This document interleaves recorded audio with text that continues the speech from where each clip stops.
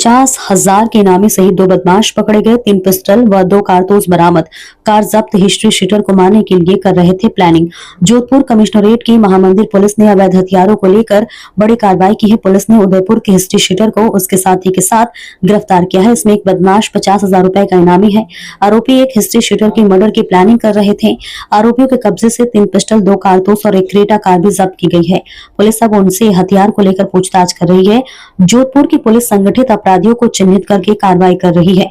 Police को सूचना मिली थी कि कुछ आपराधिक तत्व यहां घूम रहे हैं, तो वहीं डीसीपी पीडी नित्या की मॉनिटरिंग में इस सूचना को बीट कांस्टेबल प्रकाश ने डेवलप किया। इसके आधार पर 50,000 रुपए के इनाम घोषित कर रखा था। आरोपी इसके चलते फरार चल रहा था। आरोपी आने वाले समय में उदयपुर के ही हार्डकोर अपराधी प्रवीण कसेटा की हत्या की साजिश रच रहा था।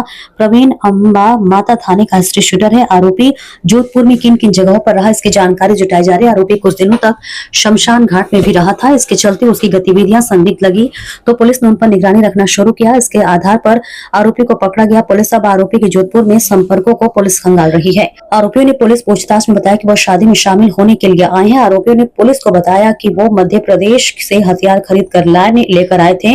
आरोपियों ने खुद ही एक गैंग बना रखी थी, इसलिए इनके खिलाफ संगठित अपराध की धाराएं लगाई गई हैं। फिलहाल पुलिस ने हथियारों की एफएसएल जांच के लिए भेजा है। वही पुलिस की ओर से बीट कांस्टेबल का नाम गैलेंट्री अवार्ड की सिफारिश के लिए भेजा जाएगा। इस दौरान महामंदिर थानाधिकारी देवेंद्र सिंह देवड़ा सहित टीम मौजूद रही। जैसा कि आपको ध्यान है, जोधपुर आयुक्तालय की पुलिस संगठित अपराधियों पे चिन्हित करके कार्रवाई कर रही है। इसके पहले भी हमने 20,000 का अपराधी अभियुक्त गिरफ्तार किया था और सूचना मिली थी कि कुछ आपराधिक तत्व यहाँ पे घूम रहे हैं। उस सूचना पे उसको बीट कांस्टेबल ने डेवलप किया है और उसके बाद उदयपुर पुलिस का जो हार्डकोर एचएस नरेश हरिजन, जिसके खिलाफ को 3 पिस्टल और 2 कारतूस, इसके अलावा उनसे बरामदगी की गई और इसके साथ ही गया है जिसके खिलाफ 6 मुकदमे, इनमें 111 की धारा। इसमें विशेष ध्यान देने योग्य बात यह है कि इसके लिए 50,000 का इनाम उदयपुर पुलिस ने घोषित कर रखा था और ये उदयपुर में वांछित भी था और ये आने वाले समय में वहां के हार्डकोर अपराधी प्रवीण कसेटा की हत्या की साजिश कर रहा था।